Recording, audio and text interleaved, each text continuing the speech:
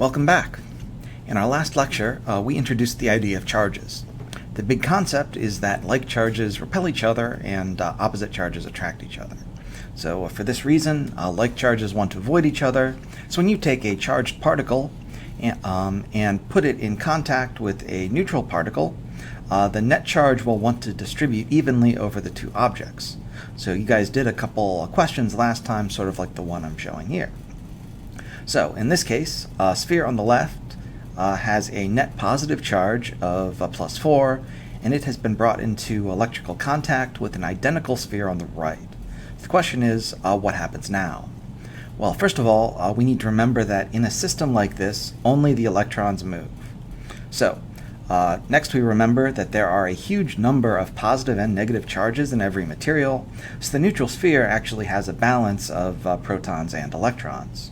Once we bring them in contact, the electrons are attracted to the positively charged sphere, and because the opposites attract, so what happens is two of the electrons move from the right to the left. So once that happens, the sphere on the left and the right are both plus 2, and 2 electrons have moved from the right to the left. Okay, so why are we putting this pretty simple concept so hard? The follow-up question is, in which direction has the current flowed? The direction of the current is the direction in which the positive charges have moved. So when the electrons flowed from the right to the left, that can be considered as the same as the positive charges moving from the left to the right. So the current is going from the left to the right, while the electrons move right to left. The current is always going to be moving in the opposite direction as the flow of electrons, because electrons are negatively charged. So the origin of this convention comes from Ben Franklin. In addition to being a well-known statesman, Ben Franklin was also a well-respected scientist. One of his major accomplishments was that he realized that different types of static electricity were all the same process. When you rub a glass rod or a stick of amber with a piece of fur, in both cases there's static electricity, despite the fact that we're using very different substances.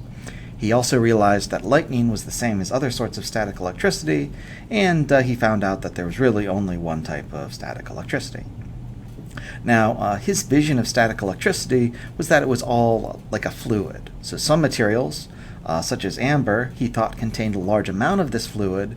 When it was rubbed with, say, a piece of fur, the fluid was transferred from the amber to the fur. So he said there was a current from the amber to the fur. This was a great insight. However, what really happens when you rub a piece of amber with a piece of fur? Well, the electrons jump from the fur to the amber. Amber is fossilized resin from old trees, and it turns out that it is unusually good for accepting electrons. It has an extremely high electron affinity, so when you rub something that easily gives up electrons, like fur or cloth, it will donate electrons to the amber. On pop culture, sometimes amber has a mosquito in it with some dinosaur DNA, and that always ends up as a metaphor for what happens when biologists get out of control. I guess and this also happens in an alternate universe where guns don't work very well. Alright, so anyhow, also I'm sure you guys know that DNA breaks down. There's not much left after 70 million years or so, but dinosaurs running wild is always a good time. Anyhow, what happens is the electrons move from the fur to the amber, so the amber is negatively charged and the fur is positively charged. Turns out the Greek word for amber is electra, so that's where the word electron comes from, and electronics and all that. The headache with this is that the direction of the flow of charges is the direction that the positive charges flow. So the negatively charged electron moves from the fur to the amber, but the current is moving from the amber to the fur.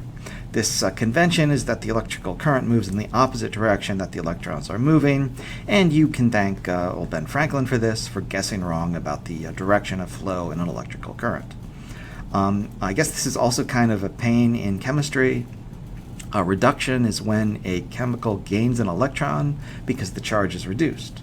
But it is sort of unintuitive that you are gaining something and that means it's reduced. So that's why you have to learn Leo the lion says grr if you're a chemist, or whatever memory mnemonic that you guys learn now.